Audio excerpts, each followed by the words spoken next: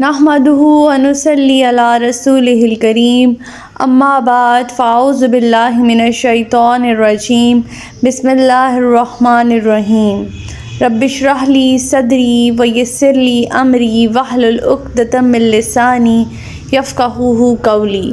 السلام علیکم ورحمۃ اللہ وبرکاتہ۔ صراط مستقیم میں آپ سب کو خوش آمدید۔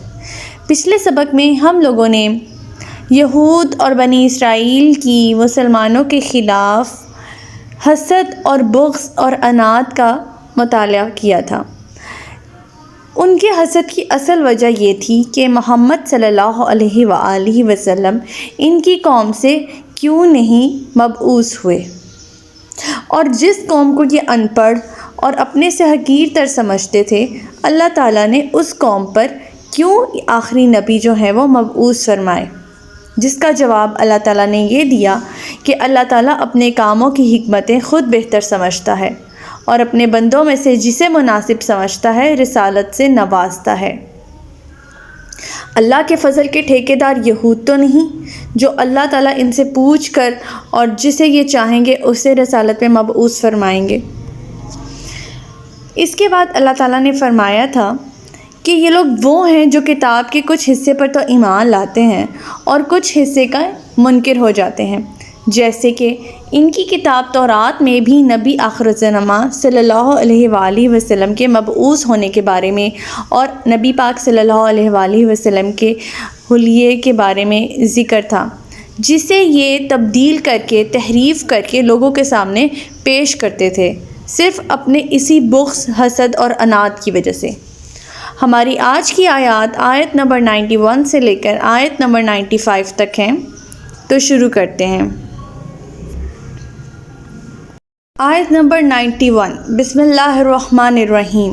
وَإِذَا قِيلَ لَهُمْ آمِنُوا بِمَا أَنزَلَ اللَّهُ قَالُوا نُؤْمِنُ بِمَا أُنزِلَ عَلَيْنَا وَيَكْفُرُونَ بِمَا وَرَاءَهُ وَهُوَ الْحَقُّ مُصَدِّقًا لِمَا مَعَهُمْ قُلْ فَلِمَ تَقْتُلُونَ أَنْبِيَاءَ اللَّهِ مِنْ قَبْلُ إِنْ كُنْتُمْ مُؤْمِنِينَ۔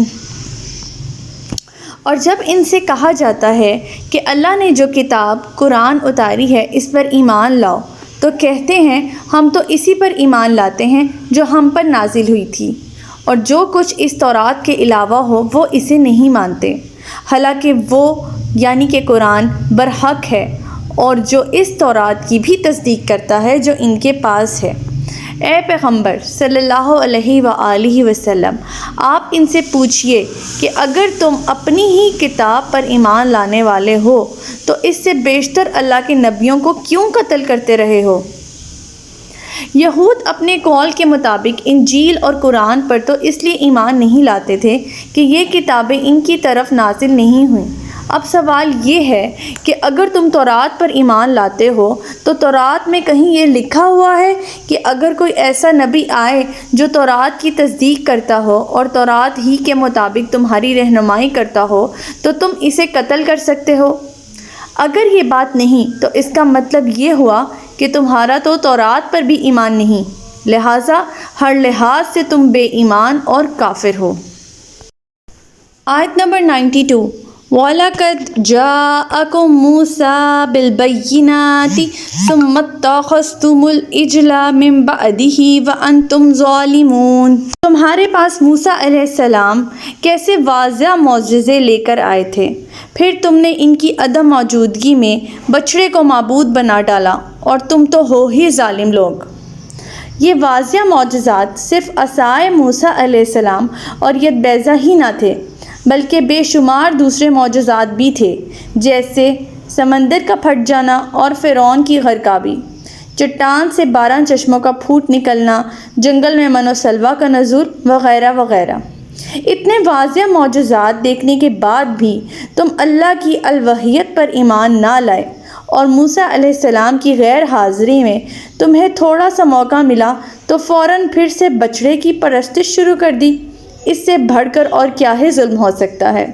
آیت نمبر 93، وَإِذْ أَخَذْنَا مِيثَاقَكُمْ وَرَفَعْنَا فَوْقَكُمُ الطُّورَ خُذُوا مَا آتَيْنَاكُمْ بِقُوَّةٍ وَاسْمَعُوا قَالُوا سَمِعْنَا وَعَصَيْنَا وَأُشْرِبُوا فِي قُلُوبِهِمُ الْعِجْلَ بِكُفْرِهِمْ قُلْ بِئْسَ مَا يَأْمُرُكُمْ بِهِ إِيمَانُكُمْ إِن كُنتُم مُّؤْمِنِينَ۔ اور وہ واقعہ بھی یاد کرو جب ہم نے طور پہاڑ کو تمہارے اوپر اٹھا کر تم سے اقرار لیا اور حکم دیا تھا کہ جو کتاب تمہیں دی جا رہی ہے اس پر مضبوطی سے عمل پیرا ہونا اور اس کے احکام غور سے سننا، تو تمہارے اسلاف کہنے لگے کہ ہم یہ حکم سن لیں، اور دل میں کہا ہم مانیں گے نہیں۔ ان کے اسی کفر کی وجہ سے بچڑے کی محبت ان کے دلوں میں ڈال دی گئی تھی۔ آپ ان سے کہیے کہ اگر تم مومن ہو تو تمہارا یہ ایمان تمہیں کسی بری باتوں کا حکم دیتا ہے،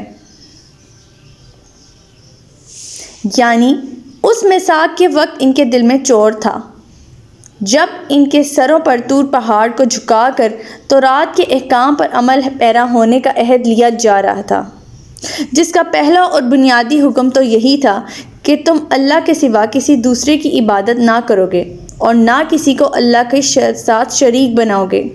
تو تمہارے اسلاف نے کہا تھا کہ ہم نے یہ احکام سن لیے ہیں، اس وقت بھی تمہارے دل میں چور موجود تھا، کیونکہ گوا سالہ پرستی کی جراثیم تمہارے دلوں میں موجود تھے، اور اگر تم نے تورات کے احکام کو دل سے قطعاً تسلیم نہیں کیا تھا،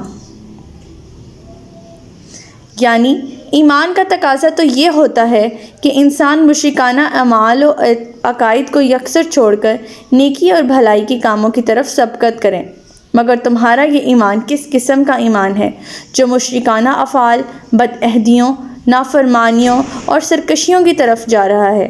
تمہارے اسلاف کے بھی یہی کرتوت تھے اور تم بھی انہی کی ڈگر پر چل پڑے ہو۔ آیت نمبر 94۔ قُلْ إِن كَانَتْ لَكُمُ الدَّارُ الْآخِرَةُ عِندَ اللَّهِ خَالِصَةً مِّن دُونِ النَّاسِ فَتَمَنَّوُا الْمَوْتَ إِن كُنتُمْ صَادِقِينَ۔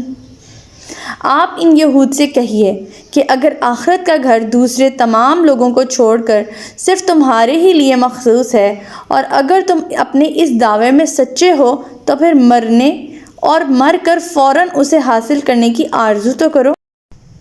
اب یہ یہود کی دنیا سے محبت پر ایک نہایت عمدہ جواب ہے، کیونکہ جن لوگوں کو آخرت سے لگاؤ ہوتا ہے وہ دنیا پر تو اس قدر الجھے ہوئے نہیں ہوتے اور نہ ہی موت سے ڈرتے ہیں، مگر یہودیوں کا حال اس سے بالکل برعکس تھا، اور وہ یہ ہے کہ یہ لوگ دنیا میں ہمیشہ کے رہنے کے قائل تھے۔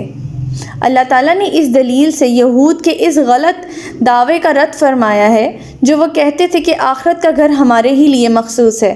اللہ تعالیٰ فرما رہے ہیں اگر ایسا ہی ہے تو مرنے کی آرزو کیوں نہیں کرتے؟ مر کے جاؤ اپنے اس مقام کی طرف جس کا تم دعویٰ کرتے ہو کہ وہ تم لوگوں کے لیے ہی مخصوص ہے، یعنی کہ جنت۔ آیت نمبر 95۔ وَلَن يَتَمَنَّوْهُ أَبَدًا بِمَا قَدَّمَتْ أَيْدِيهِمْ وَاللَّهُ عَلِيمٌ بِالظَّالِمِينَ۔ لیکن یہ لوگ ایسی آرزو کبھی بھی نہیں کریں گے۔ وجہ یہ ہے کہ جو گناہوں کے کام انہوں نے وہاں کے لیے آگے بھیجے ہوئے ہیں انہیں ان کا علم ہے، اور اللہ تو ایسے ظالموں کو خوب جانتا ہے۔ آرزو کیوں نہیں کریں گے وہ مرنے کی؟ کیونکہ انہیں اپنی سرکشیوں اور اپنے کرتوت کا بخوبی علم ہے، لہٰذا وہ دیر تک دنیا میں رہنے کی آرزو کرتے تھے۔ وہ آخرت کی آرزو اس لیے نہیں کرتے تھے کیونکہ وہ اپنی سرکشیوں، نافرمانیوں اور اپنے کرتوتوں سے باخبر تھے، اور انہیں بخوبی علم تھا کہ ان کا مقام کیا ہے۔ لہٰذا ان کے جو جھوٹے دعوے ہیں، ان کی جو خوش فہمیاں ہیں کہ آخرت کا گھر یعنی جنت تو ان کے لیے ہی مخصوص ہے، تو اللہ تعالیٰ اس آیت میں فرما رہے ہیں کہ اگر ایسا ہی ہے تو یہ مرنے کی آرزو کیوں نہیں کرتے۔ ہمارا آج کا سبق یہیں تک تھا۔ اللہ تعالیٰ سے دعا ہے کہ اللہ تعالیٰ ہمیں عمل کرنے کی توفیق عطا فرمائے، قرآن پاک کے احکامات کو اپنی زندگیوں میں رائج کرنے کی توفیق عطا فرمائے۔ آمین ثم آمین۔ سبحانک اللہم و بحمدک استغفرک و اتوب الیک۔ السلام علیکم ورحمۃ اللہ وبرکاتہ۔